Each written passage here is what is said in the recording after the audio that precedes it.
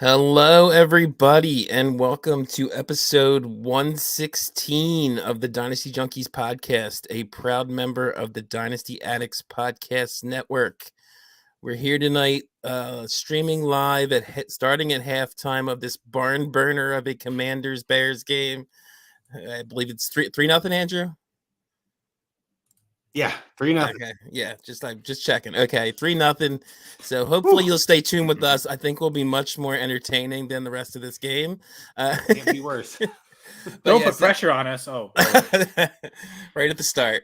But yeah, I am Rocky Petrella at Dynasty FF Addict, hosting tonight with Andrew at Andrew Hall FF. Andrew, how exciting has it been watching this first half? Man, I put up a poll earlier because I'm honestly curious, and it was funny how it ended almost 50-50, but is bad Thursday night football better than no Thursday night football? I say yes. I prefer any football to no football, but I definitely understand the other side. I'd rather have nothing to watch than this crap. So I get both sides. So, yeah. But with us, we have an awesome guest tonight, friend of the show, very smart guy, Kyle Senra at Senra Says. Kyle, say hello to the people. Hello to the people. And I'm definitely a friend. I don't know if I'm smart, but thanks. I guess I fooled you. No, glad to be on, Rocky, Andrew. Always enjoy talking with you. I always enjoy watching and be part of this. Anytime I describe a guest that way, they always downplay it. But you are definitely a very smart guy. So just deal with it, Kyle. I think that's the smart play, though. You want to come off as not too cocky, baby. So the smart people will self-deprecating. Yeah. Okay. Yeah, we're good at that. But before we get into our first segment here, Andrew, I know what it's time for, right? Time to talk about some Manscaped. I mean, I don't know if we need to talk about Manscaped, but I want to talk about Manscaped. What does that mean? Obviously, as people know that they've been listening, the Dynasty Junkies is proudly brought to you by Manscaped. We are now officially sponsored. We've sold out. Use our code use our code Dynasty Junkies. Actually, no, just Junkies. Yeah. Use our code Junkies at manscaped.com. You get 20% off and free worldwide shipping. Manscaped guys are great. Obviously, we've all been hearing about them on every podcast. I know for a while I was kind of on the fence. Like, do I want to get that? Do I not? I don't know. I definitely recommend it. Every time I have considered it, I've been on the fence. And every time I've used it, I'm like, man, this is definitely a good product. And I highly recommend it. Performance Package 4.0, get the whole thing. Why not? It's 20% off. You're not going to miss it. And I'm telling you what, it comes with a travel case. It comes with the crop preserver. It comes with the toner, the boxer briefs. I mean, everything. It's got all the stuff in this whole package. So I definitely recommend it. And then again, I think I was just gonna say, and every time I'm on, I always mention, if you're not into the whole below the belt grooming thing, they also have the weed whacker, which is great for anybody. You can, trim nose hairs, trim ear hairs. Nobody wants that. So even if you're not into the manscaping, so to speak, that works for everybody. I'll say it this way too. Even if you don't have a current razor for your beard, if you're a gentleman like the three of us that have some sort of beards going on, right? It's nice to have a trimmer, even if you don't want to use it down there. It's great. I don't really, Andrew. This is like as much as I can grow, but okay. You know what? I'll take it. It's close enough for this read we're talking about here tonight. And I got to be honest, we love our guys at Manscaped. Again, use the code Junkies at checkout, 20% off, free worldwide shipping. Go do it. Tweet at us. Tweet at Manscaped. Let them know you're here for us, and we'd love the support. And appreciate them supporting us. So again, thank you, Manscaped. Code Junkies at checkout. Yes, definitely. Manscaped, great product. And speaking of beards, I'm very jealous of Kyle's. But but we'll get into some of the Week 5 news. There wasn't a lot to come out of Week 5, really. The one major injury was Rashad Penny out for the season. And I would say it's not even so much that we're losing Rashad Penny, but that Kenneth Walker is now gaining that backfield. That's the big news. That's right. So, Kyle, what are your thoughts on Ken Walker? And do you see big things for him the rest of the season? Does the talent overcome the fact that it's maybe not a great team, or is it still going to be kind of a slow burn for Ken, and we'll see better next year? I think the way Geno Smith's been playing, I don't know that they're necessarily a bad team, though. So I think the offense is good enough to. And I don't think the offensive line is all that horrible. I know I look at Football Outsiders for a lot of the stats, and I'll look that up in a sec where they're at, but it doesn't seem like they're the Bears offensive line, for instance, or even the Steelers offensive lines, and some units that have struggled. And I really like the talent of Ken Walker. I think most people had him as the RB2 in the draft class. I'd imagine dynasty rankings, I know Pierce has come on strong, but I'd imagine Walker's still probably the RB2 for everyone, for most people anyway. So especially now that he's going to be taking over the backfield. Yeah. So I expect, and what Dameon Pierce is doing, it's not overly efficient, but he's getting so much volume that he's making it worth it. And I think that'll probably be more than anything else what Kenneth Walker does. Still kind of like Pierce to see how often is he going to catch passes, because that was the thing. Like Penny wasn't even really involved in the passing game, so it doesn't guarantee that Walker will. He's taking over that role. So that might be the one thing where you're relying on entirely ground production. And if he gets the huge volume, it's great. But if not, game script goes away and then they have to pass a lot. Maybe there's some inconsistency to his weeks. So that's maybe the risk, but I think the reward is definitely, a great season. We saw how Rashad Penny ended last year, fantasy wise, helped people win leagues, and Walker may do the same.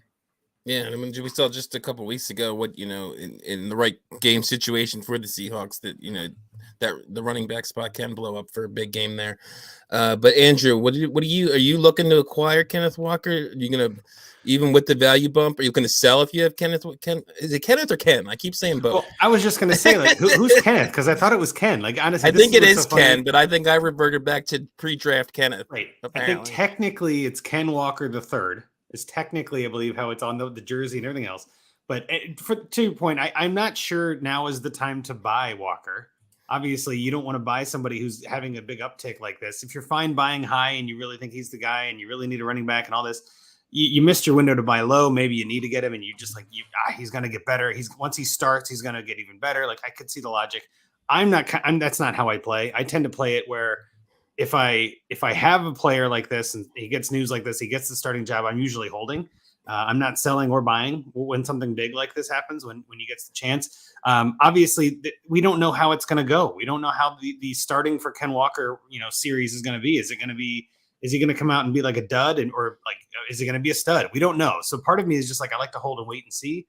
I don't want to sell unless it's a crazy offer and it's something like, some player that you've been trying to get, or somebody comes to you and they've got Ken Walker and they're like, hey, I'll give you Ken Walker, and all you got to give me is Jeff Wilson. And you're like, dude, I will do that. Like, that is worth it. There are definitely times where that don't buy, don't sell kind of mentality goes away. It always matters on the value. But generally speaking, I'm not sending offers for Ken Walker right now. And I'm also not sending offers if I haven't. I'm just kind of, let's just wait and see. Now, if I get an offer that I can't refuse, if I get enough I can't refuse, then yeah, maybe. But no, I'm not going to shop him.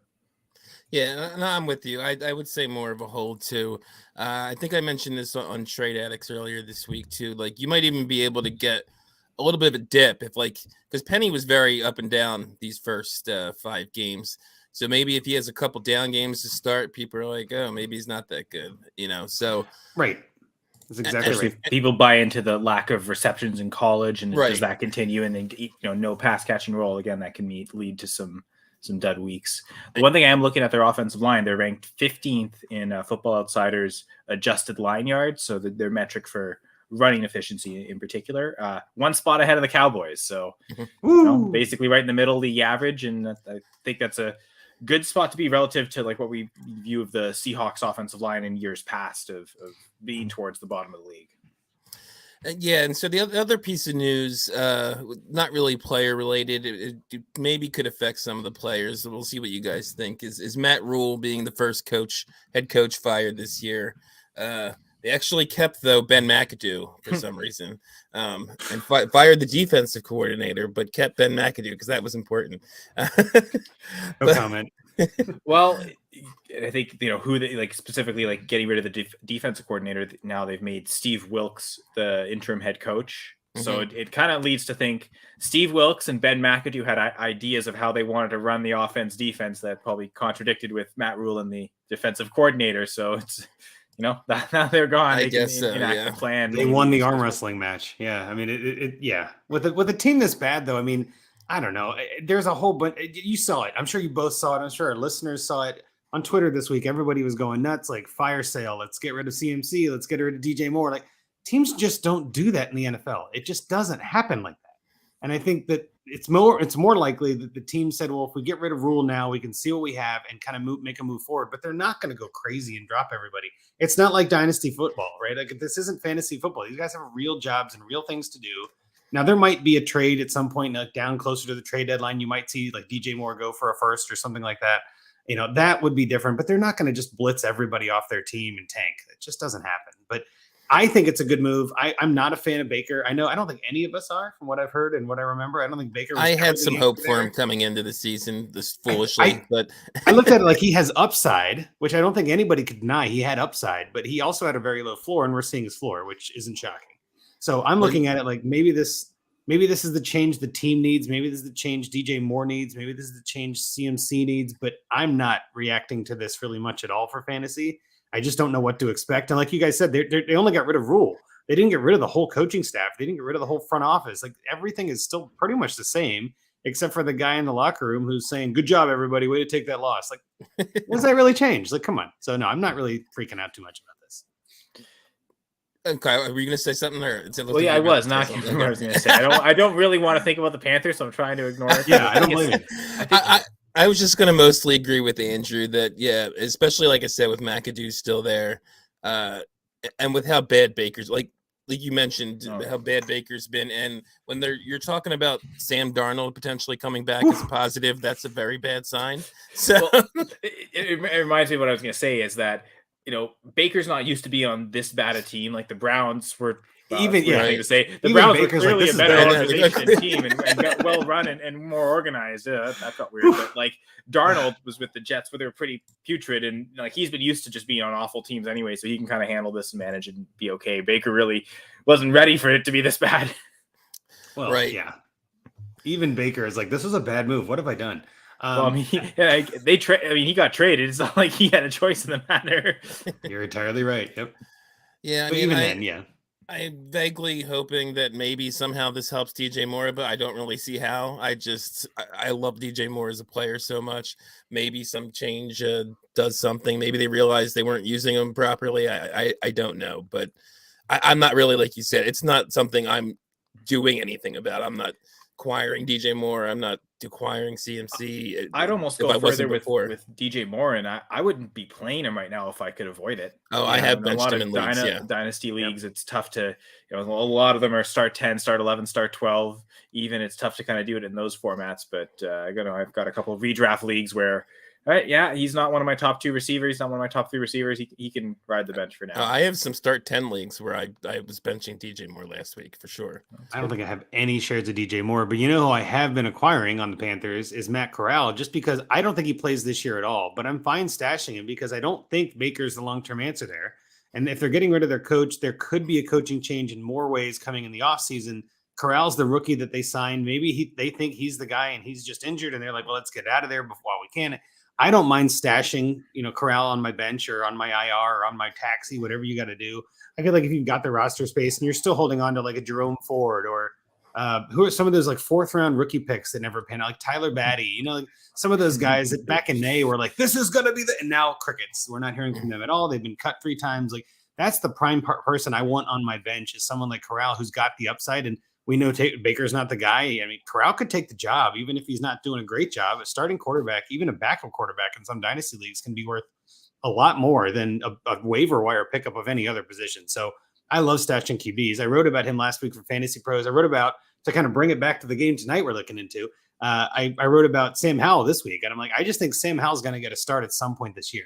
I mean, Wentz, as we've seen, isn't necessarily the sturdiest quarterback or the best quarterback, and this team is not great, and they're most likely heading into a rebuild at some point too. And at what point do they put Sam Howell in to see what they got? Because they got it just like Corral, they got to see what they have to do there. So that's kind of where I'm at with this Panthers team. Is I love stashing the backups, but I'm not moving any of the starters. Yeah, I don't mind that either because he's basically free. Matt Corral. I mean, if he's not on waivers, he's a 4th round trade. You know what I mean? You could get him for almost nothing. Yeah, I think they're probably going to be so bad that they'll be in the range, and there's enough quarterbacks in this draft that they'll probably draft someone possibly in the 1st round. But what's it going to hurt? Like you're sending at most a 3rd, and that might be an overpay for Matt Corral at this point. You could even do like a 3rd for Corral and a 4th. You know what I mean? Like I don't mind that. You know what I'm saying? Like there's some of those dirt cheap trades. They're like had him as a throw-in. Like if somebody sends you an offer and you look at his team and it's got Corral or it's got Howell, one of these guys like, all right, add that guy and I'll do it. You know what I mean? Like you were going to do it anyway, so why not just throw that guy? probably spent a third round pick, maybe even Corral a late second, but it's probably certainly a third round pick to get them. So get a third back also seems appealing to them, even if they're having to give a fourth away. Yep. Good point. Yep. Yeah. Yep. Okay, so that's, like I said, we didn't have a lot of news topics to talk about, so we'll get into our main segment for this week, which is good old-fashioned buys and sells.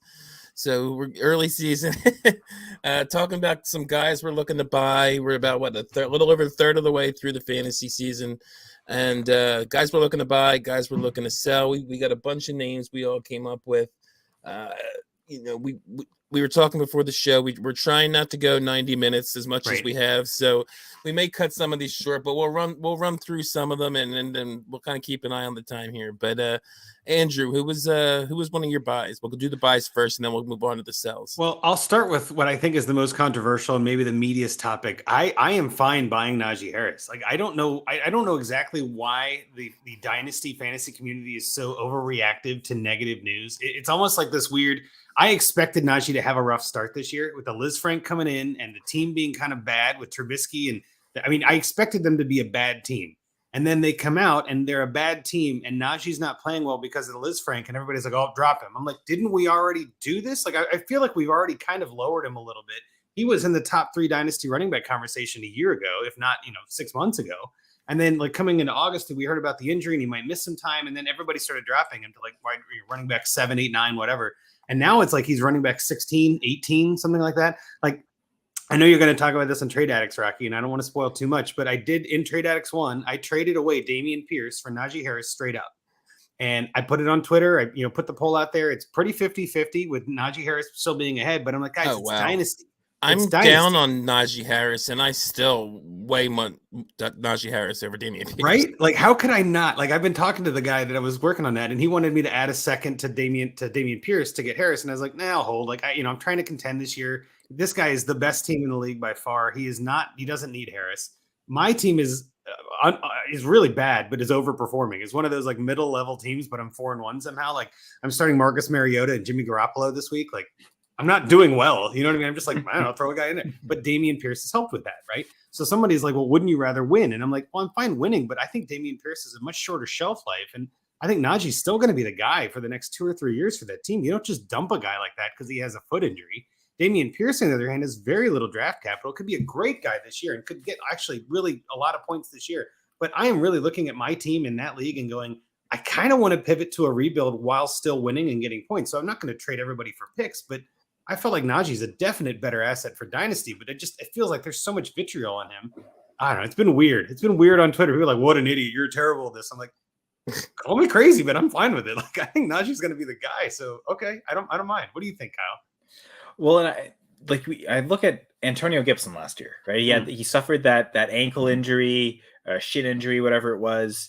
And, he was struggling. And then the bye week came and it seemed like just the 1 week off was enough to get him rest. And that seems like more than anything else what Najee needs. So I do wonder if after the bye week, he's going to look better. And, by that point, Pickett will have had time to establish himself. But yeah, to your point, I mean, he's halfway. At the end of the season, he'll be halfway through his rookie contract, a first-round rookie contract. So you can even include the 5th-year option in there.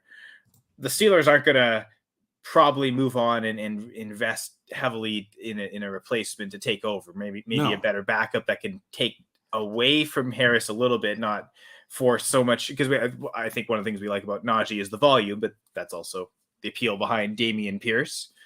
Still on rookie contract, even if it's just a year difference between them. I guess with Najee, we've seen him catch a lot more passes in the NFL. Hasn't necessarily done it this year. So I like the move. I'm also like, I don't think I have either in Dynasty right now. I did trade away my only Najee share a couple weeks ago, but like I wasn't really high on Dameon Pierce coming in. So that's maybe another loss of mine, is not having any exposure to Dameon Pierce. Well, I remember I got a couple shares here and there, and it just because you never know, and some of those 2nd, 3rd round pick kind of things. But just to kind of put this in another way, like I think Najee's a buy because his value is dipped.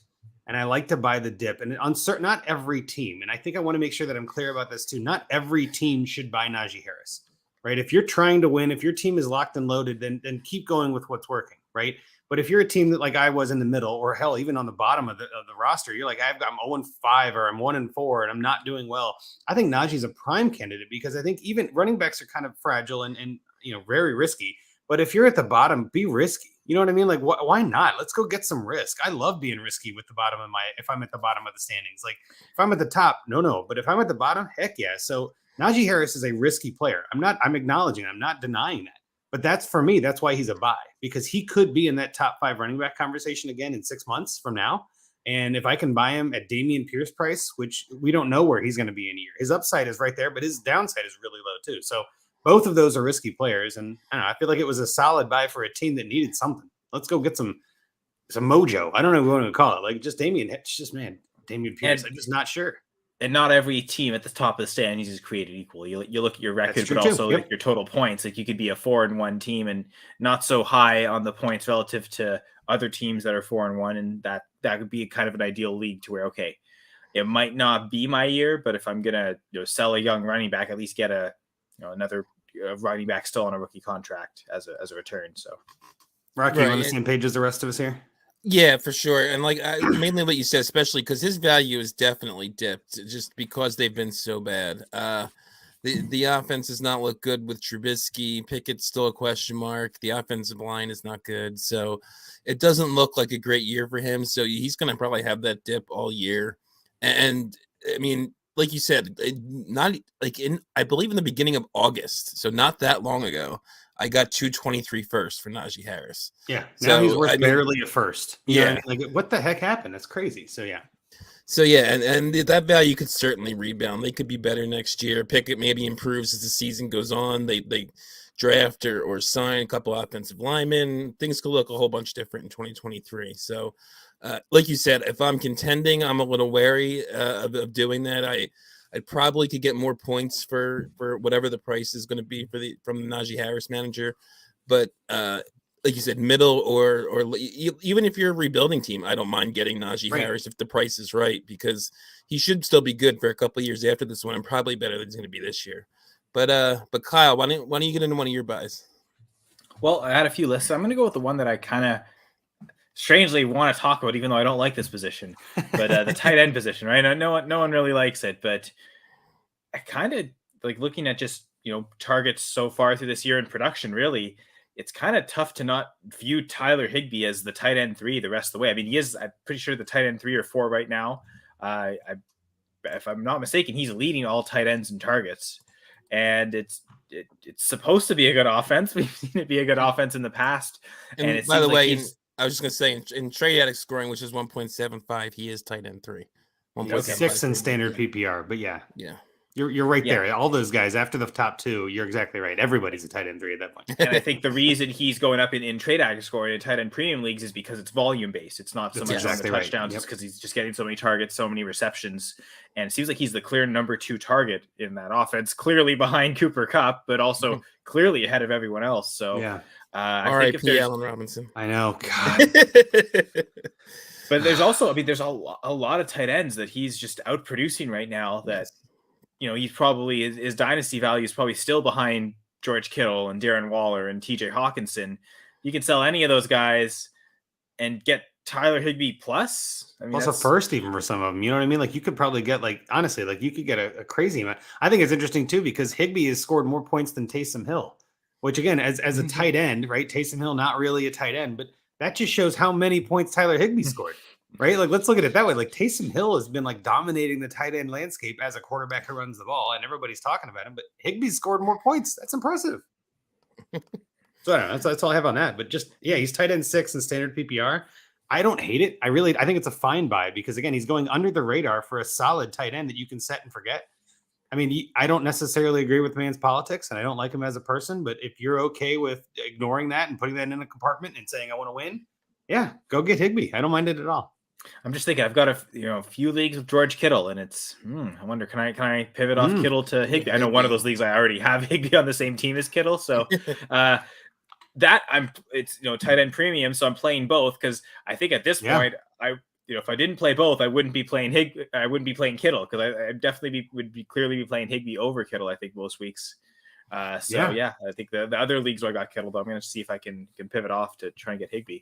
Yeah, and then the good thing with Higbee is you're not paying more than a second. I don't think even the person that's selling him is expecting much more than a second, maybe a second and a flyer, a second and third, something like that.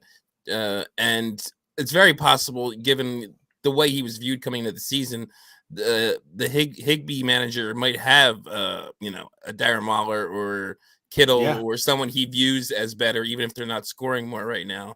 And is fine moving on from Higbee, even if they're a good team, like a contending team, they still might be willing to move Higbee for a decent price. So I like that one as well. I'm going to get into one of mine. Tyler Lockett, the wide receiver 8 on the season. You kind of alluded to it earlier, Kyle. Geno Smith has been like, the superstar of the league so far. But no, he has been way better than expected. Better than Russell Wilson. Yes, better than Russ. They're letting Geno cook. So with the way Geno's playing, I mean, he'll probably come down to earth a little from where he's at. But Tyler Lockett is benefiting a ton from it. Their defense is not that great, so we can probably expect a lot of passing this year.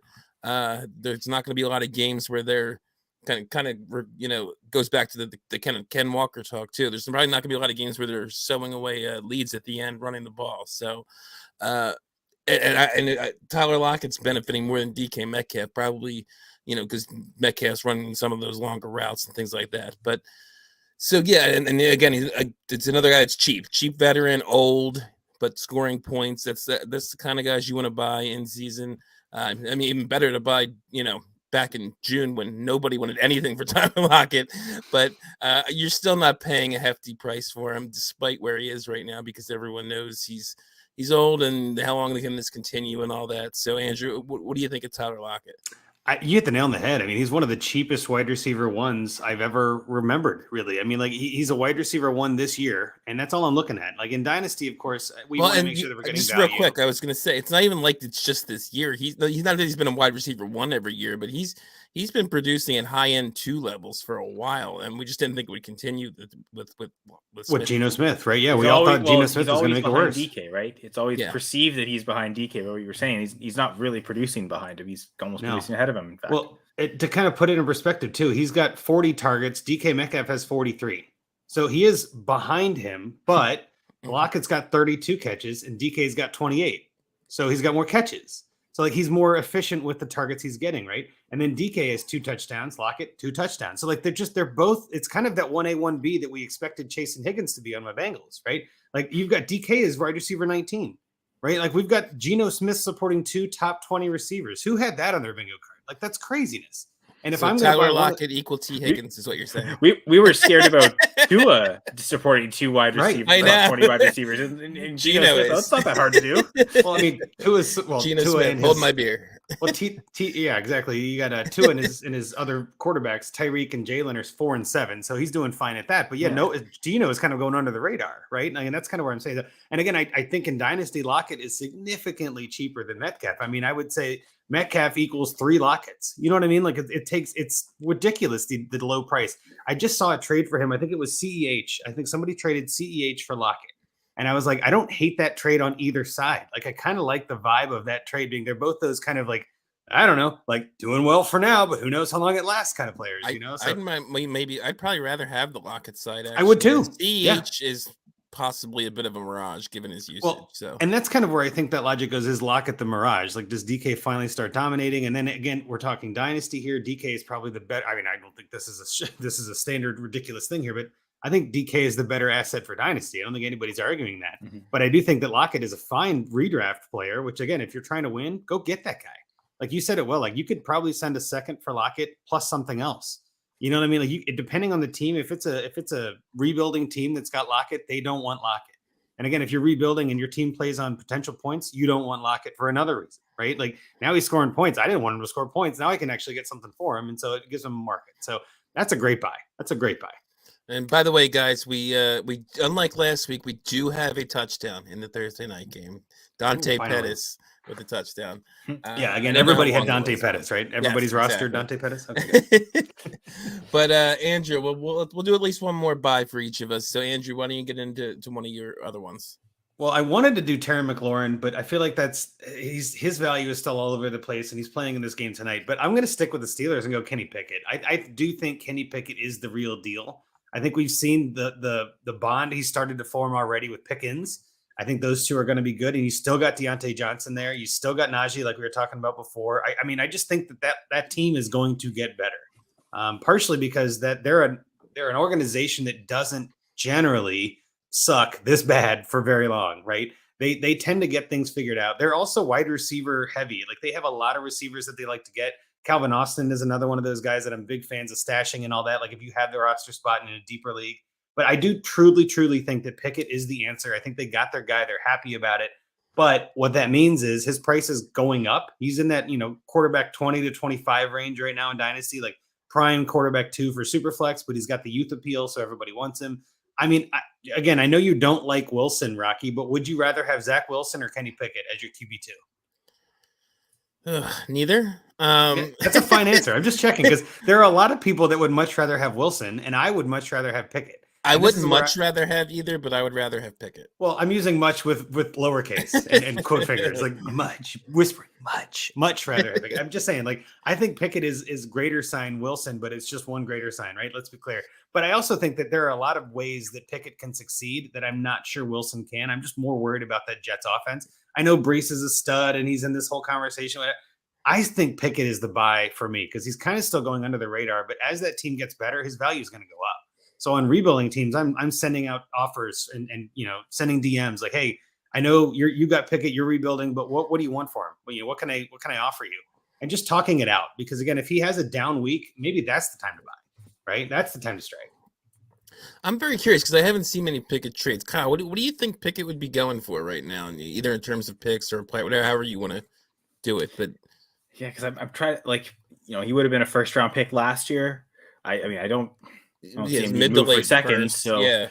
But is someone giving up a 23 first? That's the thing. I think a lot of people will be hesitant just to give up a 23 first, especially, unless it was like a clear, like the pick belonged to a team that's like a clear contender, one of the 5-0, 4-1 teams, high points scored. If it looks like it's going to be a late first, that's probably how it gets done.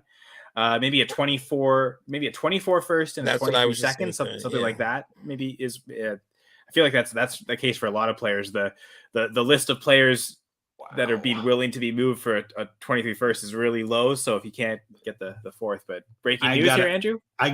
Just Antonio Gibson had a run that was entertaining, but I did look up some trades for Pickett because I was curious. Like you asked, like, well, what? So straight up, Kenny Pickett for Treylon Burks. Pickett all day, right? Like I got to be honest. Like I like Burks, but quarterback. These are super flex trades. This is DLF Trade Finder. I did filter by Superflex, but this is the one I was shocked by. Kenny Pickett straight up for Geno Smith. Oh, wow. Imagine if you're rebuilding with Geno Smith and somebody sends you that offer. How fast can I accept that? I would gladly take Kenny Pickett. Andrew, we have to go look after the show at the Junkies League and see who has Kenny Pickett if they'd be interested in Geno Smith, who's our QB3. Well, we're doing well in that league, so I don't mind having the points, but I'm just using this as a pivot. There's another one on here, which is interesting. Kenny Pickett and Christian Watson for Tua Tagovailoa. Like Kenny Pickett and Christian Watson for Tua. I don't mind that upgrade to Tua, but I also don't mind breaking Tua up if I'm getting Watson also. Like these are some good trades that are happening right now. And again, these are good in the sense that I like the values I'm seeing for Pickett. It's not that high yet. That means he's a buy. I'm liking these. On that one, give me some Tua though, but I'm a Tua fanboy. Well, so I think with this back injury or neck injury or head injury, whatever Tua's got, I think they're going to be really trigger shy. Oh, I agree too. But I don't think he's like out for the year. No. Me neither. But I do think anytime he gets dinged up at all, they're pulling him. And even if he's gone for a series or two, that lowers his value to me. You're not on the play, you're not on the field, you're not going to get points. So, but no, I just think those are some interesting. 2 years in a row, he's gotten hurt playing Buffalo, like week 2, week 3. Ooh, I feel like that happened last year too, where he got hurt in the Bills game. He did get hurt early. Yeah, I don't remember who it was against. But it was the Bengals this year, but it was the Bills before the Bengals. If you want to, I see what you mean.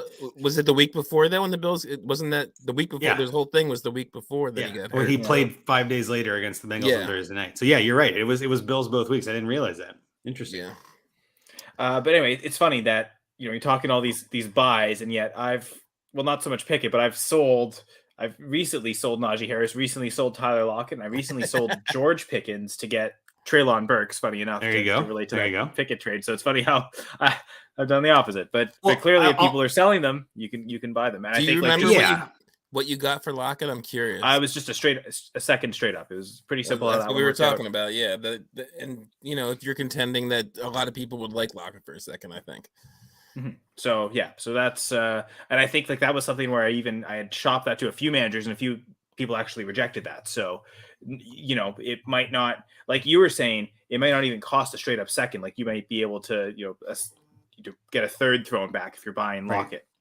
Right, like in certain leagues that might happen. I think I'd gone through about 5-6 managers, so I was getting kind of close to the straight up second. So, I think I had done it after his first big blow up week, and obviously he's continued to do that in recent weeks. Well, you hit on something I wanted to mention again too, though. Is these are buys, but someone's got to sell if you're buying, and I think that far too often there are people that just say.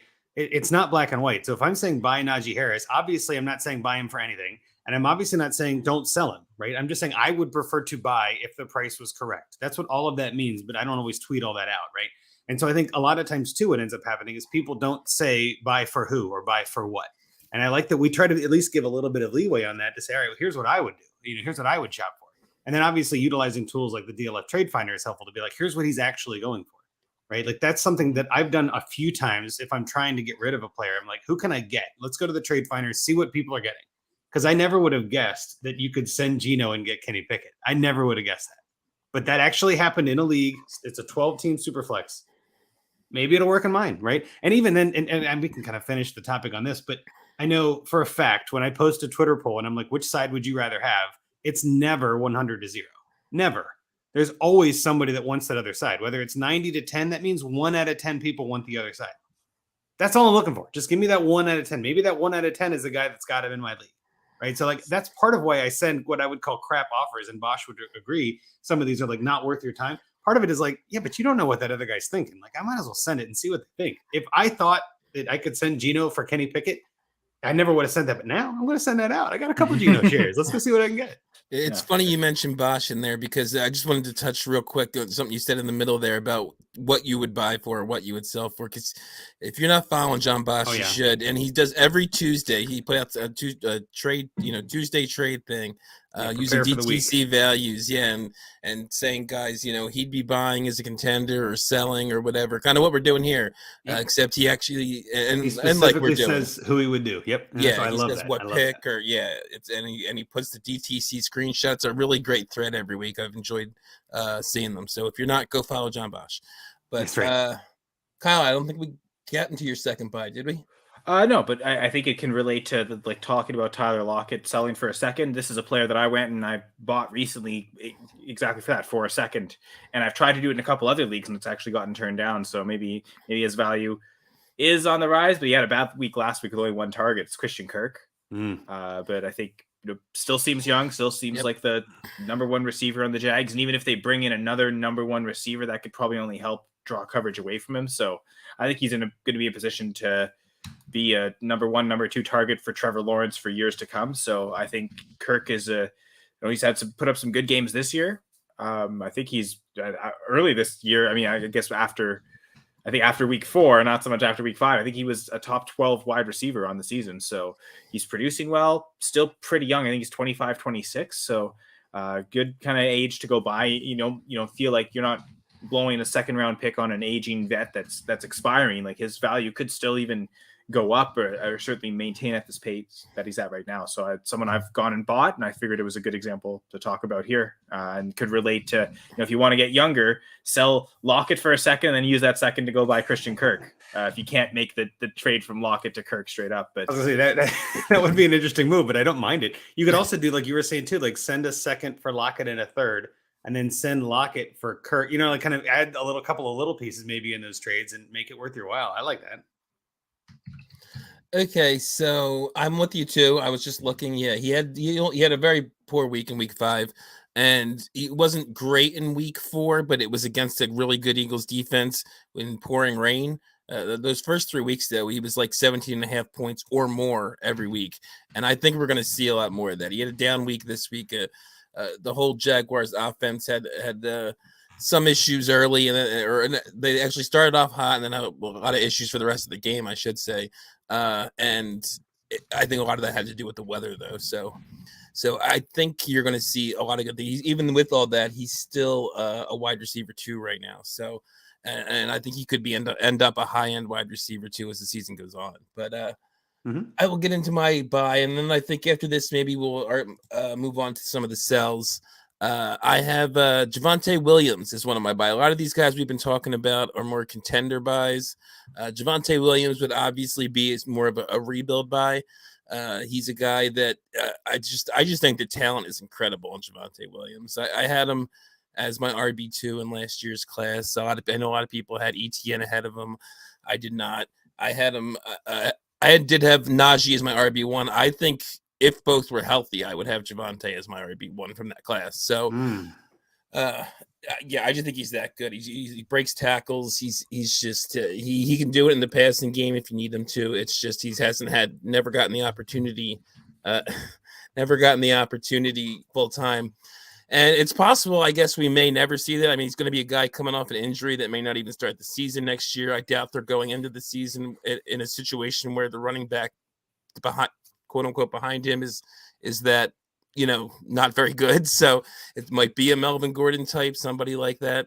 If it's not Melvin Gordon. So we still may see a split, but I still think the talent's fantastic, and you can get him much cheaper than you could have before the injury. I got him on a rebuilding team in TA6 for 24 first, just a straight up 24 first, and I was very happy with that. And like Najee, he would have been 23 firsts before the season. Yes. Probably was his cost. So not more. Sure. Yeah.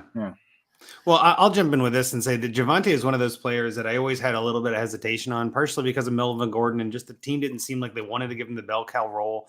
And I was always like, man, I feel like he's a little overvalued, and I didn't have any shares because I just felt like it was way too expensive to acquire him.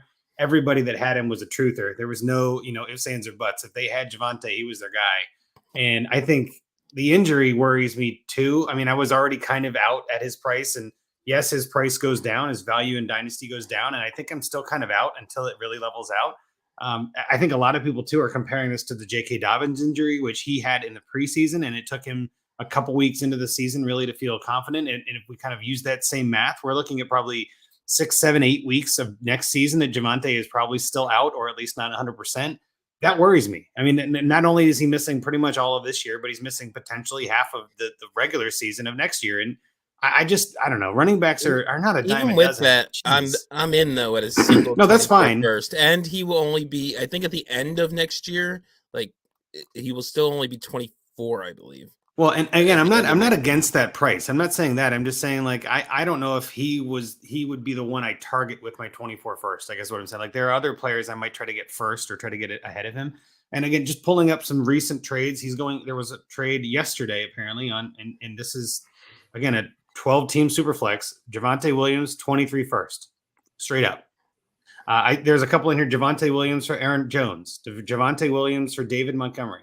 Javonte Williams for a second and a third. For David, you know Montgomery? What I mean? Like that's where I'm like, the value is on a contending team. I'm sending David Montgomery for Javonte Williams. I was going to say the same. Like that to me shows how low the value is, and then a second and a third, and not a first. Like that's a pretty low value. Like now a second and a third, I would gladly send a second. And a third. Then that just speaks to him being more of a buy to me. If people are actually selling, and that's exactly what I'm saying. Like his value is really low in some leagues where people are like me are hesitating. That to me is a panic sell.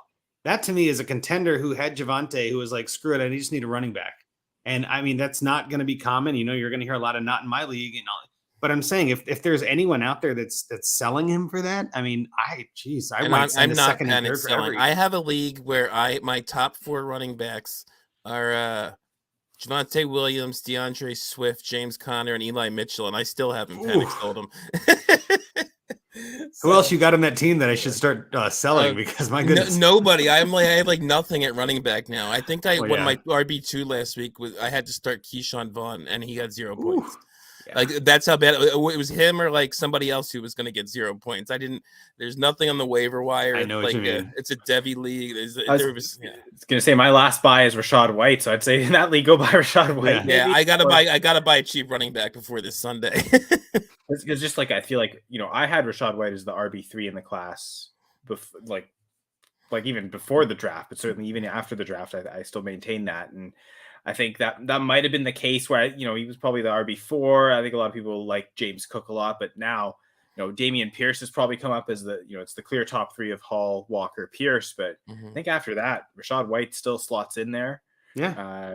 I know he's got a lot of upside. Doesn't seem like Ryan Robinson's having a great game tonight, but what Rashad White's getting more usage. Seems like he could, still catch passes as well. So, but while he hasn't had a blow up game, means his price is probably low. Yep. Yeah, I don't. Rashad, he's looked kind of nice when they've given him a little usage in there. So I don't hate that. It's probably more of a longer term play because Lenny still gets a lot of time as well. But I mean, I wasn't as high on White coming in, but I think he's in a good situation. I mean, we'll see. Brady's probably gone after the year, so we don't know who his quarterback will be next year. But he can catch passes too, which is what you want to see out of your running back for fantasy. So and he's clearly better than Keyshawn Vaughn because he's keeping him on the bench. Yes. And again, he's a guy that's you're probably not going to pay any more than where he was drafted at, which is probably somewhere in the second round. So you're paying a second at most, and that's not much at all. And if you get any production out of a second, and it looks like you're going to from Rashad White at some point, that's a bonus.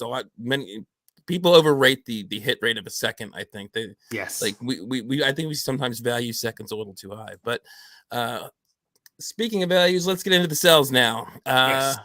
I did not get any sells on the list before the show began, but I did see that Andrew and Kyle both had like at least 3 or 4. So we got plenty to talk about that. We're not even going to get into all of them. So Andrew, give us a sell. Well, I mentioned before if I'm buying Najee Harris or Dameon Pierce, and I clearly think Dameon Pierce is a sell. Now, I understand the logic of why you wouldn't, right?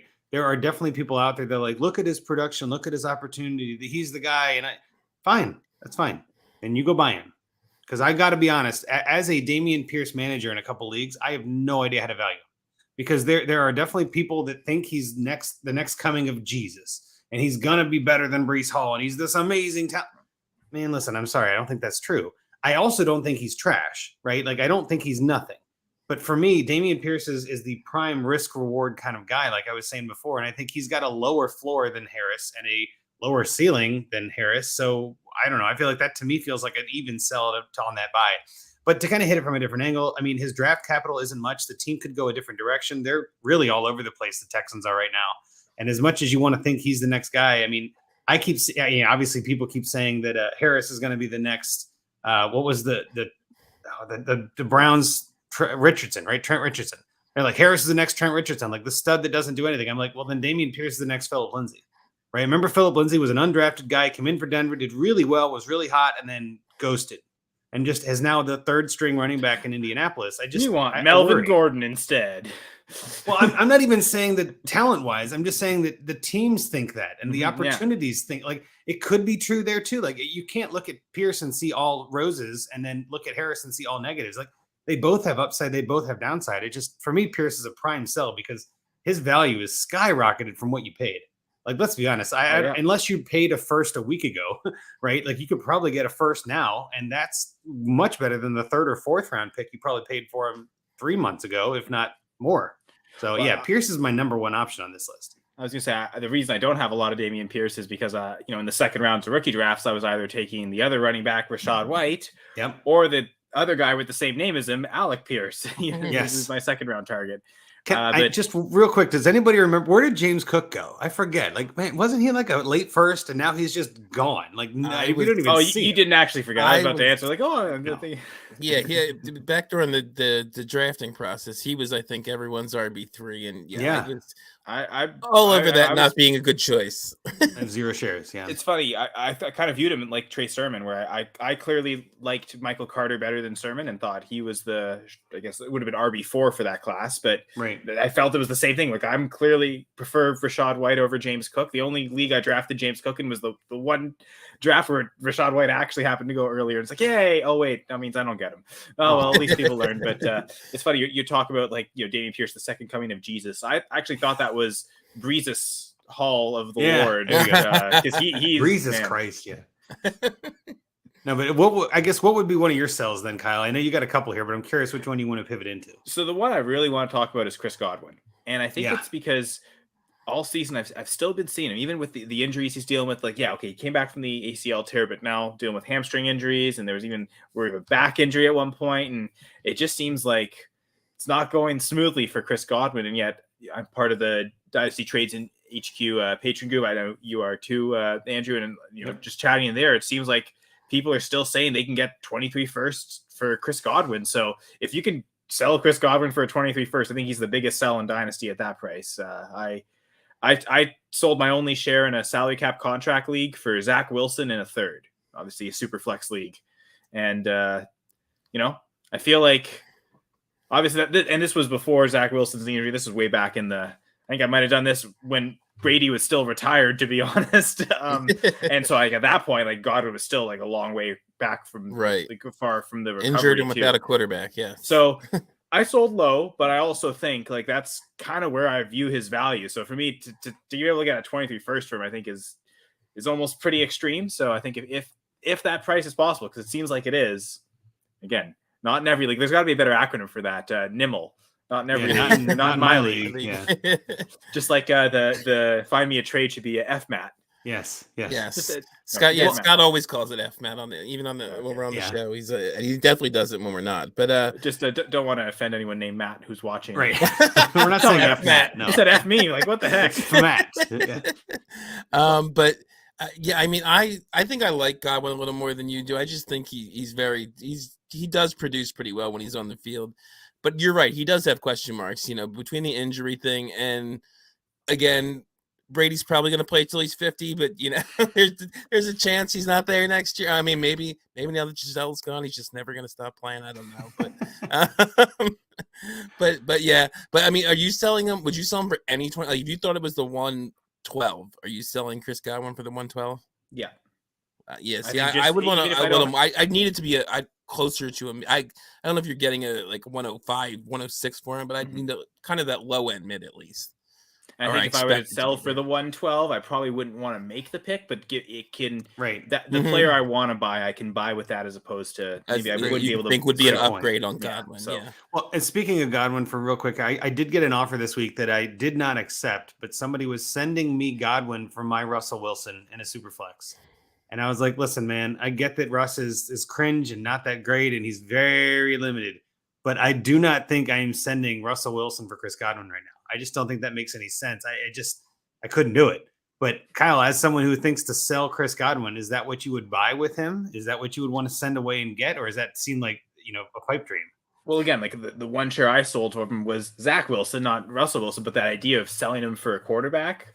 Again, probably still even in a super flex as bad as Wilson is, that might be still the more liquid asset. Like it's tough to get starting quarterbacks in super flex leagues, especially if you're not trading a quarterback away. So yeah, I couldn't get the first. That would be maybe the type of trade I would like to do. I wouldn't necessarily try and pivot for a different receiver. I feel like any receiver I'd rather get, I'd probably have to add a pick to Godwin, and maybe that's not the best way to maximize the value. Maybe you're having to kind of take a shot at a receiver that hasn't broken out yet, and that's maybe how you maximize from Godwin and get that receiver an extra pick. But yeah, I'd be fine selling him for a quarterback. I mean, Godwin has got 10.6 points per game in PPR. He's played in 3 games, no touchdowns. I mean, like he's just been very underwhelming. Floor closer to like Rocky's point. He can produce a lot better than those. I was going to say, like, that's the only reason I'm not saying you're wrong. Obviously, selling Chris Godwin, I'm fine with that. But I would be a buyer if the price was right. You know what I mean? Like, I think his price has dropped. And I do think he's got some upside left in the tank. And again, if you're selling him, maybe this is the logic you send in your DM to the other guy. Like, hey, Godwin's had a rough start, but he could come back. Like, try to convince the guy that what you're selling is amazing. which never works, but feel free to try. But I just think, Godwin's definitely a prime candidate to sell, but you could find someone who believes in him. So it's not the worst idea. I like it. And he could be another one of the guys to me. Like, I don't know if you're. I think I would consider paying a late 23 first for him, but he's another guy that kind of falls in that 24 first category for me. Yeah, like, I'd have to want to give up a 23 first. Yeah. I think maybe the idea of giving up a 24 first is expecting he's probably going to produce better in 2023 than he is right now in 2022. Yes. So that makes the 24 pick of yours maybe slightly worse because you've got the asset that will be scoring better next year. Yes, I agree. Yep, I like that. That's good logic. So, Andrew, since I don't have any, you get into another one and I'll just comment. Perfect. So pivoting to quarterback, then Ryan Tannehill is somebody I'm selling. I think the writing is on the wall for Tennessee that Malik Willis is going to be the guy. I think Tannehill is someone who I've gotten a bunch of leagues because he was dirt cheap or free and either in trades or in startup or whatever. And I just think that I've got a lot of Tannehill shares because nobody wants him. And that makes him a tough sell, like kind of like an Antonio Gibson, kind of like nobody wants him. So how am I going to sell him? But there are players that are managers, I should say, that need quarterbacks right now that have had injuries or we're getting into buys. I think this is the time when I start shopping those, Geno Smith, Ryan Tannehill, Jimmy Garoppolo, like those players that I just don't really want on my team long term. But if there's one team, I think I have 5 starting quarterbacks this week. Just because I picked up PJ Walker and I've got Geno Smith and I've got Ryan, but none of them are in the top 20 quarterbacks. You know what I mean? Like I've got 5, but they're all in that bottom half. So it's like, well, maybe I could package Tannehill and someone else to get up to a Zach Wilson or, get up to a Justin Fields, as bad as he's been there, you might be able to get it there. So I feel like Tannehill's still got some cachet, name value and things like that. There are still some people that see him on a team that, with Treylon Burks being injured and the team is kind of like, they're not really great anymore, with AJ Brown obviously being gone. And there's a lot of question marks there. Is Henry really the only player that you want? Maybe. But Tannehill's still a starting quarterback. And I think you can still get some value for him now while we're in this throes of the season. But I don't see him being the guy next year or even maybe later this year. So I kind of want to get rid of him before that bottom entirely falls out. What do you think, Kyle? Yeah, it's funny because the reason I didn't list a quarterback to sell because he probably would have been my choice, and wholeheartedly, I almost everything you said I agree with. He was someone I was willing to take in startups this year because he was so cheap, and the reason he's so cheap is because, like you said, no one wants him, so the resale value is not great. But yeah, that makes a lot of sense. Trying to if you've got another quarterback that's sort of elevated, packaging 2 quarterbacks to get it to consolidate to a better one makes sense, and that might be the way to find appeal to someone if they're contending with these young quarterbacks disappointing. Maybe that's at least I get 2 shots that could outproduce him. I also wonder if you even just wait 1 week and try and sell Tannehill next week after his bye week has passed. That might also be something that certain teams might I'm willing to pay a little extra knowing that I don't have to worry about his bye. That's one of the reasons I wanted to bring him up tonight because they are on bye this week. Right. So you're not, you might trade him this week, but again, we're already technically started in week 6. So my thought is let's look to week 7 and he's going to be back and you're going to have other injuries. Like if Fields is actually hurt and all this, I think Tannehill is someone you could easily sell as he's had his bye. You're good. Right. And like you just said it, like he's going to have a little more value because it's already done actually in HQ3, I traded Tannehill, Claypool and a 24 second for Darren Waller, Jarvis Landry and a 24 third. Now, my thought process here is I think the floor, the cavernous floor of Ryan Tannehill is coming soon. And I do think Darren Waller, who I also listed as a sell on this list to kind of pivot into that, I think Waller could be seen as a sell as well. Just I'm not sure about his role in that offense. I think he goose-egged last week, right? Like he didn't do well. But that being said, that league is a tight end premium and, Dynasty with a bunch of people that know what they're doing and trading all the time. And I'm like, I'd rather get out on Tannehill before he's 0. And I'm glad to take Waller as that risky kind of potential upside in a tight end premium league where tight ends are ridiculously hard to get. And I had plenty of quarterbacks. So I'm like, well, not plenty, never have plenty, but I was like, I can sacrifice a little bit of QB, not getting one back. So again, it's like they're both sells because they're both question marks. But I guess Rocky, what do you think? Did I win that trade or lose that trade? What was it again? Tannehill, Claypool, and a 24 second for Waller, Landry, and a 24 third. Yeah, I like your side. Yeah, you got Waller, right? I think the Waller side has more long-term value in my mind. Like Claypool and Tannehill both could be zero by this time. Claypool is a nothing to me. I mean, I know some people still like him a little bit. That Claypool has like almost just above zero value in my mind. So and I don't like Landry much, but he's just as good as Claypool to me. I'm like, I don't mind that. Like you even trade targets like Claypool just really had the touchdowns 2 years ago, and they're not really throwing to him much. Like he's clearly behind Deontay and Pickens, like we referenced earlier. And you put out that trade because I wasn't really going to say much. I was going to say I think you guys said a lot of it.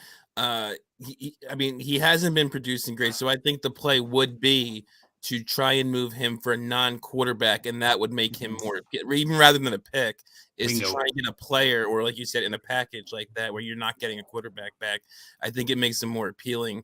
That it's a much more attractive offer if you don't have to send one. It is very hard. I'm not, I don't care about having high-end quarterbacks, but it can be very difficult to get even lower-end quarterbacks without giving some kind of quarterback back. And if you're willing to do that, you can afford to do that, then I think that makes him a much better sell than trying to get, whatever picks for him or something like that. Yep. So Kyle, let's you want to just go, we'll do both of Kyle's and then we'll move on to find me a trade, Andrew, because he has two more. Yeah. So the quick one on Goddard is just because it seems like almost every tight end it was in kind of the mid-round range has disappointed. It seems like except Goddard. So he hasn't disappointed people yet. So maybe sell him before he disappoints people is sort of my logic here of maximizing the value.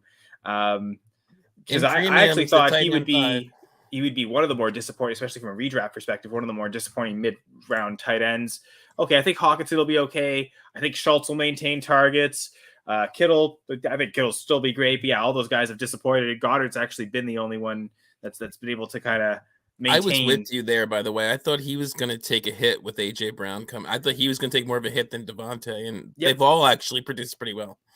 No, it has. Yeah, no, I thought, Devontae would be the clear number 2, and it would be, a decisible difference because he was, he had more targets than Goddard last year. So it seemed like, especially in redraft, Goddard, it seemed like a lot of times was going ahead of Devontae Smith, but Smith had the more targets last year. So something quite didn't add up there, but yeah, seems like the Jalen Hurts breakout is all we needed. So that's more like looking at the psychology of, okay, he hasn't disappointed people yet, so his price might be good. And then Dalvin Cook, he's probably been a sell for the last couple of years anyway, but he's still producing, which means that value is still maintaining.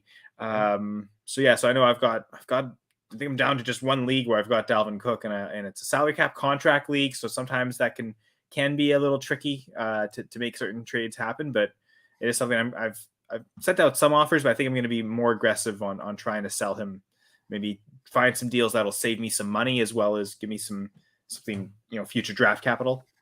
So, and coming off a 2 touchdown performance too, if you want to do it now is probably a good time. Mm-hmm. For sure. Well, he's still healthy right now. So yes.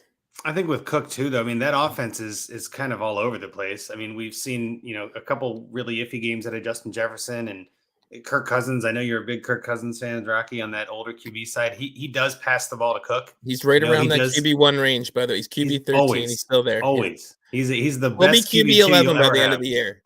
Or QB 13, and you're fine with it anyway. Like that's, for the price you have to pay, it's nothing. I'm just saying more like Cousins, he passes the ball to Cook a lot in that offense, and I think that helps his value too in PPR leagues. He's a name that, like you said it perfectly, Kyle, he's been around. He's a name that people are familiar with and dominates. He gets touchdowns. He gets those goal line work. I mean, Madison has always been, quote unquote, coming for his job, and he has yet to happen. So I think the only thing that's going to hold you back if you're a Cook manager is obviously injury, and that's true for any running back at this point. And I think, too, with the way we've seen some running back injuries and, even Swift kind of injured and underperforming, and some of these other guys like Najee Harris, of course, underperforming. I mean, there are plenty of reasons why a team might be out there going, man, I need a running back. Maybe you could sell Cook on the high end and just say, he's still a stud. He's running back 14, I think, on the year, 16 in points per game, PPR scoring. It's like he's still got a chance to be that running back one to anchor your team. And again, name value alone, draft capital, all that kind of lines up. You could still get a pretty good chunk for Dalvin Cook. So I love that as a sell. Yeah. One thing I tried to do, sorry, Rocky, but was sell Cook for Cam Akers in a first in that salary cap contract league. Just trying to take advantage of how bad Cam Akers has been. Mm-hmm. And my plan was to trade for Akers and then just cut him at the end of the year, even though there's years left on his contract, to save myself even more money. Not just the difference between the Cook to Akers contract, but usually cutting most salary cap contract leagues work like this. You cut a player, future years you save half the cap hit. So it's get the difference, and then also that savings. So part of my thinking was if I could just getting the first alone would be worth it, and then make to make the salary work to be able to transition, get Cam Akers off. The other manager didn't want to do that. I might eventually try to see Akers in the second, because I think I said send Cook and a fourth for Akers in the first. So I might just try and see, can I do the 2-for-1? But I think part of that was I also did that when Cordarrelle Patterson was still healthy, because I don't really want to rely on having Akers in the lineup. It's more just facilitate and save money. So that might be one where I wait for Patterson to get back and healthy before I try and send that particular offer out again. But that's just an idea of what I was looking for. Well, I looked it up because I was curious. Trade Finder has an interesting trade for some players we talked about already. Dalvin Cook, David Montgomery, and a 23 second.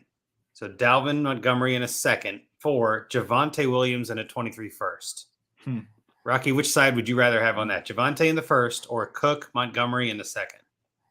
Yeah, give me Javonte in the 23 first. See, I'm kind of the other side, but it depends a lot on how I'm very high on Javonte, even with the injury. I know. I'm saying more like give me the points. And as much as I don't like Montgomery, I don't mind him being packaged in here. And I mean, you're trading back from the first to the second. It just says they're different teams, so it could be the 112 to the 201. I don't think so, but it could be, right? Like, you don't know. If I'm like a super contending team, like I'm top 2 or something like that, I might have trouble doing that, giving away that much points. But in most other situations, I would take the Javonte. And you get the 23 first, which is gold, right? We've been talking about the 23 first for years. Convert to more points if you wanted to.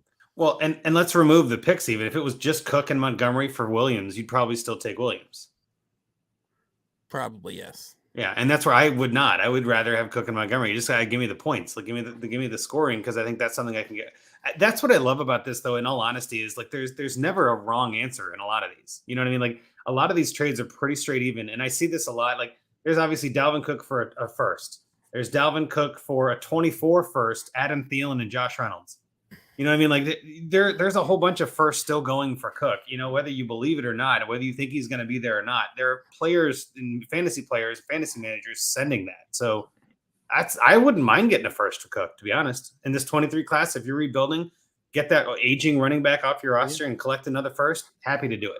Love it. And I just want to give one final note on Cook that kind of maybe adds to Kyle's sell suggestion here is I remember hearing on JJ Zacharison's podcast this week that since the shoulder injury, it's not like he's in like a 50-50 split like Javonte, but his usage has been coming down compared to what it's been in the past. It's been like the 60% to 70% snap range. Madison's getting a little more work than usual. So again, this week he had 2 touchdowns, but it wasn't a ton of yardage with that. So it is something where you could see more of a low end kind of RB1 season, high end RB2 season from Dalvin rather than, superstar Dalvin Cook. So but he still, I think, has that superstar Dalvin Cook cachet to him if you're trying to move him. So that finishes up our buys and sells.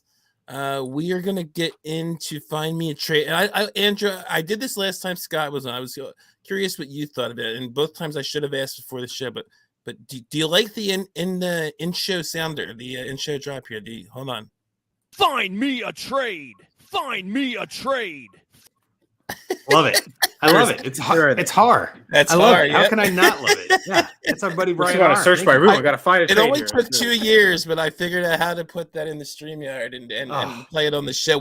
I mentioned this the last time I did it with Scott that we got hard to do that when we very first started with Dustin, and we would edit them in, and then we just stopped doing it because it was a pain in the ass. We Wait, so didn't always that was remember the- to leave space for it. And That was the voice of the legendary Meatloaf Wildcat. yes, it was. Right. Want you to hear it again? Find me a trade. You totally.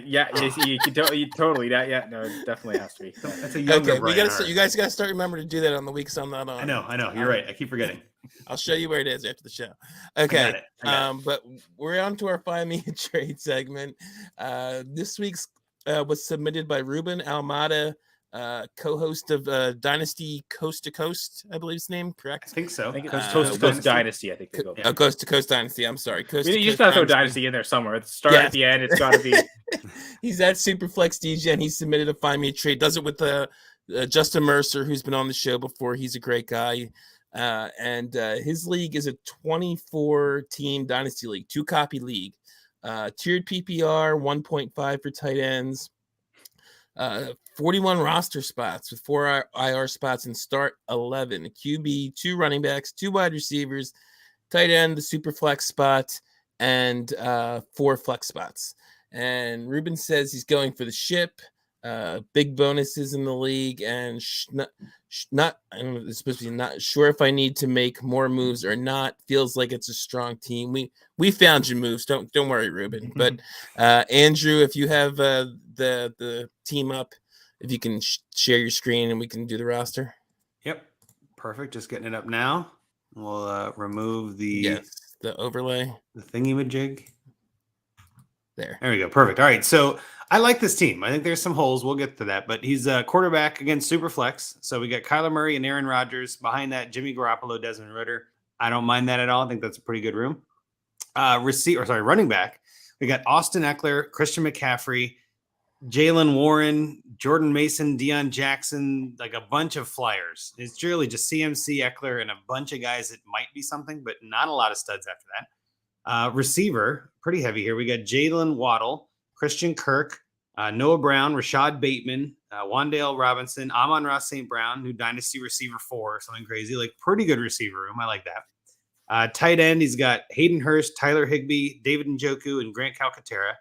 And then on IR, he's got Cordero Patterson, who we mentioned before, John Mechie, which I love as a stash, and Greg Dulcich, along with Ty Montgomery. So some really good players, I think, on this team for a team that is going for the ship. I get it.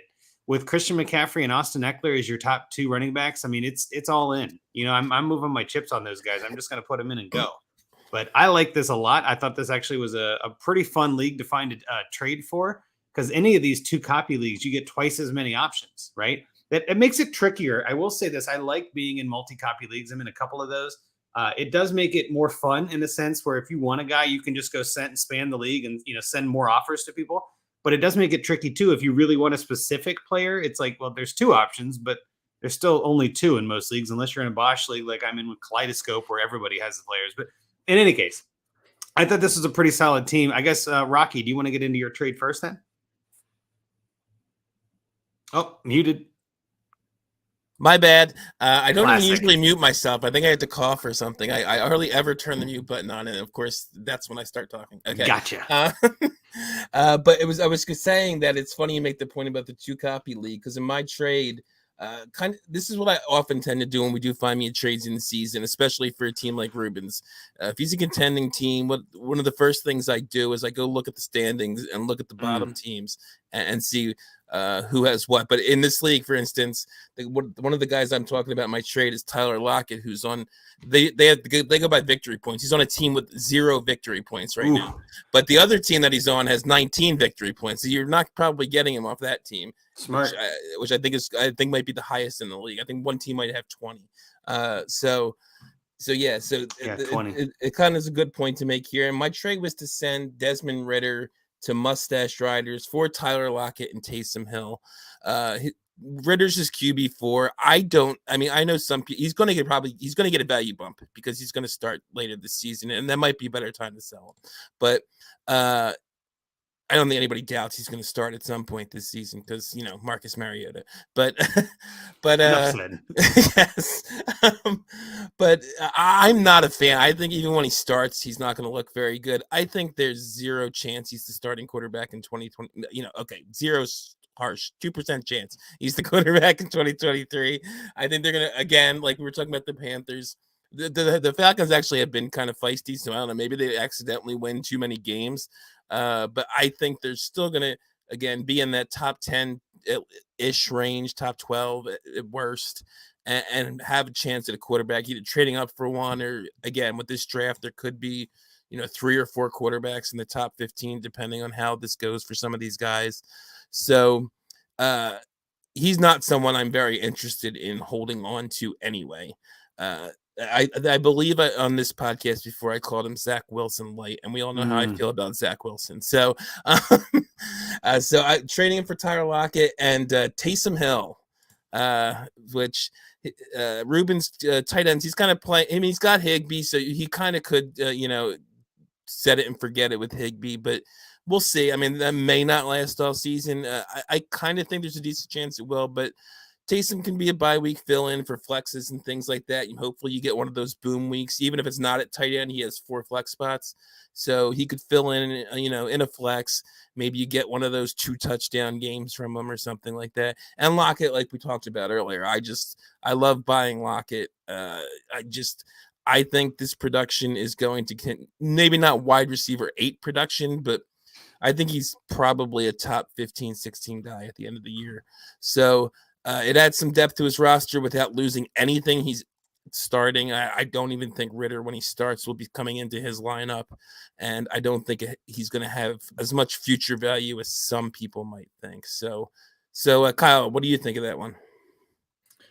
Yeah, it made a lot of sense. It's funny how we all 3 of us, the theme is trading away a quarterback. As much as we think, okay, this is a solid quarterback room, still think there are ways to kind of tweak it and make it better, build around Kyler Murray better in the longer term. And in this case, I suppose you're getting a quarterback back technically with Taysom. Good point. I didn't mind losing, because he does have, I think he has 4 if you include Jimmy as, he's right. So he's at least his quarterback for the rest of starting quarterback for the rest of this year. And I think could be beyond too. So yeah, no, it makes sense. I get the logic. And I think the other thing is that I always thought, thinking and looking at it right away was, okay, get a better quarterback, get a better wide receiver. Those were the 2 kind of things I kind of gravitated towards instantly. So getting Tyler Lockett really does add just one extra piece to this wide receiver room. Just again, mentioning the running backs, you probably want to just play the 2, and the weeks where they're on bye week or if there is an injury, you kind of patchwork, figure out the RB2, but you probably want to flex as many wide receivers and or tight ends as possible and not flex running backs. So getting an extra guy like Lockett could maybe help with that too. Yep. And I'll just piggyback on all this and keep it short. I love getting Lockett and Hill from a team that doesn't want them. Exactly. Either guy doesn't make sense for his team. Yeah. That's exactly the kind of move that I go for is look at the worst team, see who they don't want, and see what's the least you could send. And I'm not even sure Ritter is the least you could send. You might be able to get away with sending less, but again, Ritter's a prime candidate. You might even be able to get more than Lockett and Hill. You might be able to get him to throw in a third or something. And I think this is, again, great point as someone who is contending to deal with bye weeks and everything. You're pretty lean at running back. You're going to need to start a lot of receivers. And adding another starter with Lockett and a potential starter with Hill, I don't hate it at all. So yeah, great trade. Okay, so Kyle, you want to get into yours? Sure. So I guess Andrew and I both are suggesting to sell Aaron Rodgers. Yes. And now, not exactly sure what Ruben has in terms of pick, but if he still has his own first or any other first, because I know Ruben makes a lot of trades, so he's maybe assume that he's if he doesn't have his own first, he's got someone else's first. But to ship off Aaron Rodgers in that first, and to serve 2 purposes. One will be to get younger quarterback. And then also maybe monopolize this Atlanta quarterback group. I don't know if it's the best quarterback room to get, but also getting a stack with the QB1 and helping out that wide receiver room. This case, it's not Tyler Lockett, but giving up Aaron Rodgers in the first for Marquise Brown and Marcus Mariota. Now, again, imagine the first probably has to be a 23 first to make it enticing enough for the other manager to do that. But I was looking for, okay, what's a good stack option? Okay, what's a good quarterback option? And it's funny how the same team had Mariota and Marquise Brown. And I just thought, okay, that works so well. And I think maybe a variant on this would be the other copy of Marquise Brown is on a team that isn't contending. So if you wanted to just straight up buy Marquise Brown for picks, it'd probably be that other team, not the Scene team. I think is the team with Brown and Mariota that would suggest this to try and, because they're competing. So I also think, Mariota, the QB3, maybe they prefer Aaron Rodgers as a QB3 to produce with, behind their young quarterbacks anyway. So I also thought that would be a team that would maybe willing to take on that risk there of the older quarterback. And honestly, Rodgers right now anyway is sort of like Dalvin Cook in that he has the name, but he's not super producing right now. Like, I think we talked about him. It was either on here in Trade Addicts recently, and he had I don't think he had a 20-point game at this point. I don't remember what he did this past week. But yeah, he's not been doing great, which I mean was kind of to be expected. He's not been doing awful either, but he hasn't been high-end QB1 type numbers in almost any game. So I like kind of moving off Rodgers now. I think that kind of production is what you're going to get most of this year, given his receivers and the fact that they have two very good running backs. So, yeah, I do think, sorry, Kyle, I don't think he has his first, so he might have to sub some piece in there for the first. Well, he's got a 24 first, was what I was going to say. Like, I might pivot that to a 24 first. That might get it done. I don't know. I mean, may have to add a third piece and make it a 3 for 2.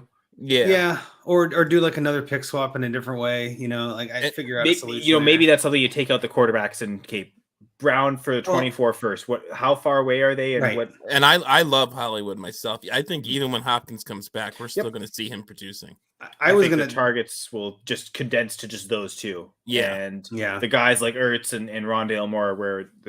We saw Rondale coming back, and it just took it away from Greg Dortch instantly. Maybe that same thing happens to Rondale once Hopkins comes in. So yeah, I'm fine buying Marquise Brown, especially for someone who has Kyler at quarterback, and that's specifically why I targeted him. Yeah, and I think the only, I guess, negative or downside I would say on this is that Sean team or whoever has Josh Allen and Lamar Jackson. You're not starting a third quarterback. You know what I mean? Like you're having Aaron Rodgers on your bench. Obviously, buys you're going to need one, and I'd rather have Aaron Rodgers and Marcus Mariota on a bye. But I'm looking at it like if I have those two running and really top two quarterbacks, I'm not sure I'm making a move for a guy like Rodgers. But I wouldn't mind accruing a first in a sense. So like you put it perfectly, like maybe it's, Marquise for a first, how close are we? And kind of go from there.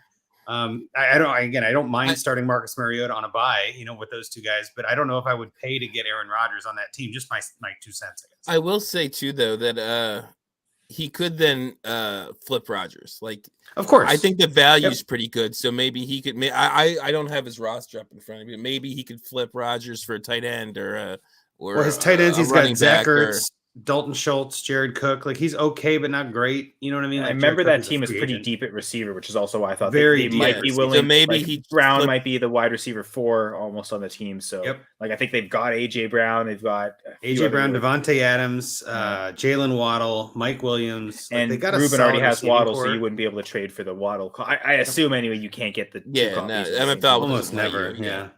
And because that just sounds like a league Ruben set up in his commissioner of. It seems like the type of leagues he commissions. So I'd imagine. I know that 2 copies. But yeah, I mean that's the one reason I think you could potentially still get it done is you flip him for another position other than receiver. You give up the receiver to get Rodgers, and the first is big, and then move Rodgers for something else, maybe for another lower end quarterback plus running back or something like that.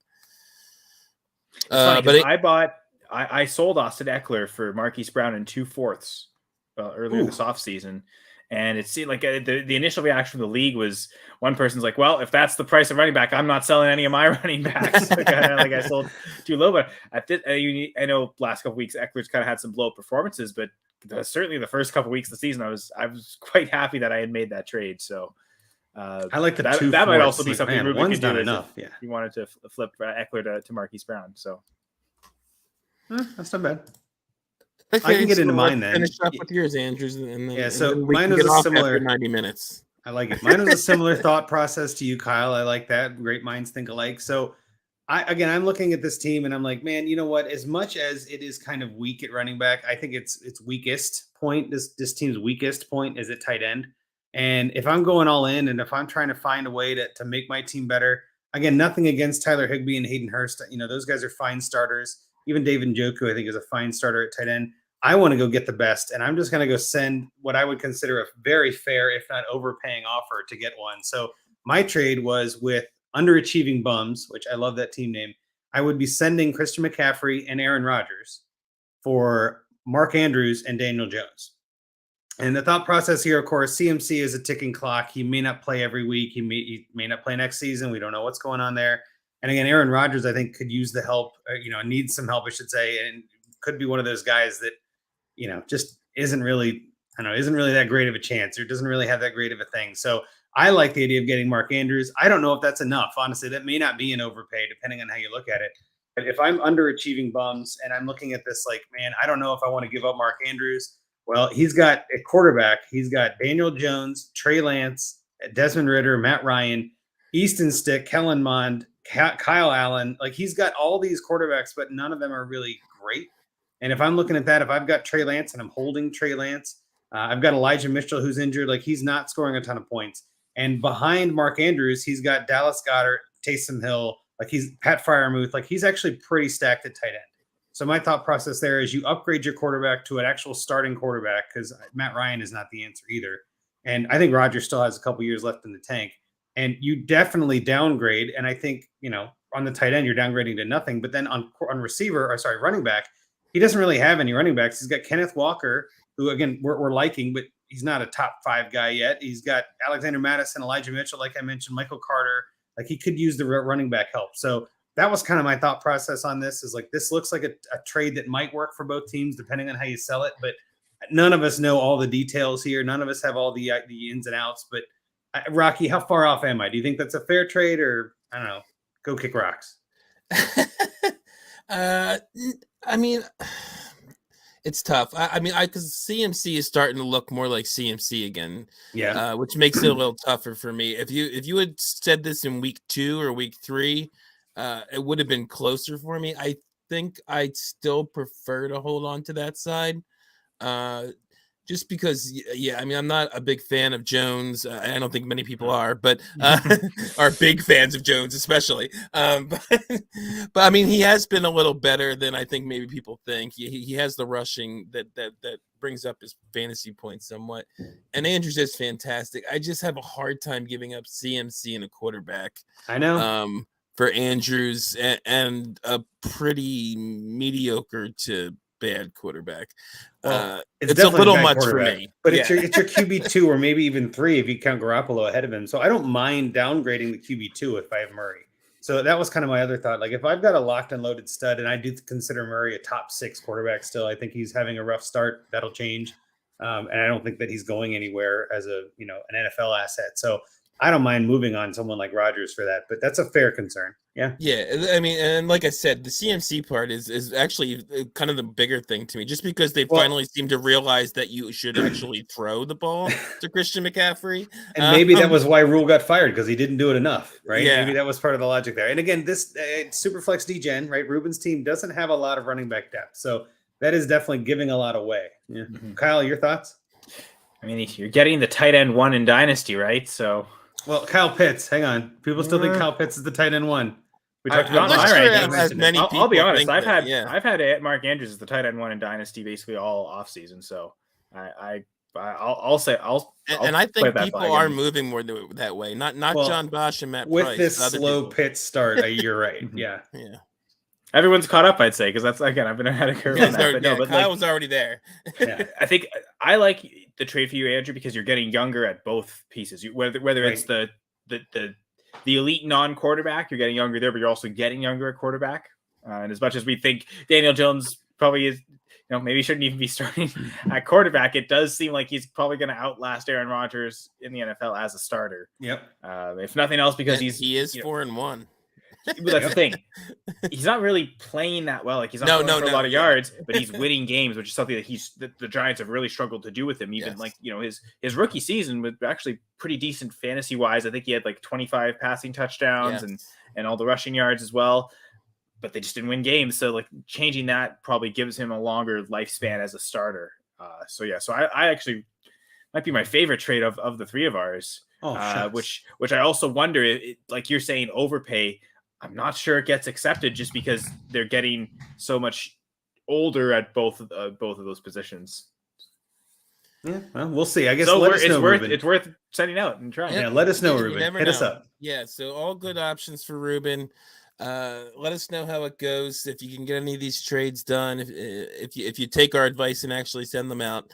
But that'll finish up our show. I want to thank Kyle for coming on. We did a good job of making it super long, and Kyle was a big part of that. So I talk a lot. We all talk, Kyle. I'm just messing around with you, but all three of us can't shut up. So, but Kyle, the game just ended too, so perfect timing. There you go. We did the whole half. So, Kyle, why don't you remind everyone your Twitter handle and also tell them where they can find all your stuff? So I was going to say, I guess if Ruben doesn't like any of our trades, he can roast us on the Coast to Coast. There you go. If that happens. But I have a podcast as well, the Full Press Fantasy Pod. And I know in season, my co-host Brad and I, we tend to focus a lot on just our weekly rankings. We're really minimizing it down to that. But in the off season, especially early in the off season, there's a lot of Dynasty content. So fans of Dynasty Junkies, we've got entire episodes. Sometimes we dedicate to trades and a lot of Dynasty talk again through the off season, but try to, Dynasty and redraft kind of become one in season when we are setting lineups and making those ranking decisions. So amen to that. The Full Press Fantasy Pod on Twitter at FPC_fantasy pod. I can also be found, anyone seen on the screen can see that, but anyway, won't, so I'll say it out for them, but at Senra Says on Twitter. And you notice from my hat for those watching, I'm with the Going for Two live network, and every Monday we do the pregame show we've got Dr. James Freddy on, so we do talk a lot of injuries and expected timelines for players when we feel comfortable starting them again, but also previewing the Monday night games. And we've been doing prop picks and picking the games and tracking it through the year. So Doc's kind of giving us our prescription on that because he's kicking our butts with those picks. But so that's always fun to do. So again, on the Going for Two live network at Going for Two live, we're on Twitter, Twitch, YouTube, Facebook video. Just search up Going for Two live on all those platforms. And I do the Monday pregame show, but there's literally a Going for Two live show every day of the week, twice on Tuesday, twice on Friday, twice on Saturday. So all sorts of great live content on the Going for Two live network. And really appreciate Rocky and Andrew. And I'll thank Scott as well for inviting me on. And Bobby. Okay. Oh, yeah, and Bobby, of course. Yeah. Bobby, yeah. Gotta rotate all of them. All their names in. We got a lot of guys to rotate in here. But speaking of which, Twitter handles of everybody. I'm at Dynasty FF Addict, at Andrew Hall FF, at Scott_Sidlow, at Wrecked Fantasy with the K, and an RE at the beginning, no W. That's right. But at Dynasty Junkies is the pod handle. We generally, try and respond there if you send something, and you can definitely on our pinned tweet find submissions for Find Me a Trade. Find get to this podcast if you just happen to stumble upon it. You can find it there on our link tree. So definitely check out that handle. And we're also part of the DAP network at DAP_network. And that's also, you should go and subscribe on YouTube. You can see us when we go live. You can see Fantasy Timeline when it goes live. Occasionally Trade Addicts does. We actually were supposed to this week, but Russ had something come up, so we changed that. Might be doing it next week though. So a lot of good stuff on the YouTube as well. And so I guess the only thing to finish with is if you did just happen to stumble upon this and aren't already a subscriber, go subscribe to the podcast. Go tell us what you think in the ratings and reviews. But make sure it's a 5-star because that helps. Right. Even if you hate us, just give us 5 stars anyway. Right. You can just write how much you hate us in the review. That'll work. So, but with that, Andrew, why don't you send us out? Well, thanks to everyone in the chat. We had a couple guys in there, Gator J and Bill. I know. Thanks for everybody tuning in. If you live watch this with us during the game, the Washington Washington Commanders won 12-7. And I got to be honest, that's one of the worst games I've ever seen. So thanks for hanging out with us. Thanks for listening. We appreciate you. Junkies out.